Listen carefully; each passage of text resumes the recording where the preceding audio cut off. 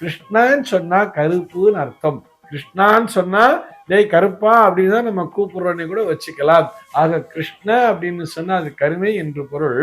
சுக்லம்னு சொன்னா வெண்மை என்று பொருள். சுக்ல பட்சம்னு சொன்னா இந்த கருமை நிறத்திலிருந்து கொஞ்சம் கொஞ்சமாக நிலாவானது அப்படியே வளர்ந்து கொண்டு வந்து முழுமையான வெண்மதியாக காட்சி அளிக்கிறது அல்லவா, அது பௌர்ணமி.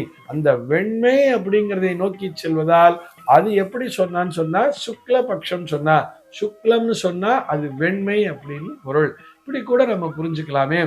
எல்லா தெய்வங்களினுடைய பெரும்பாலும் எல்லா தெய்வங்களுடைய ஜெயந்தி நாளுமே பார்த்தோம்னா அது வளர்பிறையில தான் இருக்கும். ஸ்ரீராம நவமி அப்படின்னு வச்சிருப்பா, விநாயகர் சதுர்த்தி அப்படின்னு வச்சிருப்பா. இதெல்லாம் பார்த்தோம்னா வளர்பிறை திதிகளிலே தான் அமைந்திருக்கும்.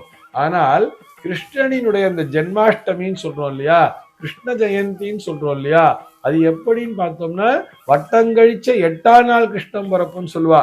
வட்டம்னு சொன்னா முழுமையான வட்டமாக வெண்மதி இருக்கக்கூடிய அந்த நாள்.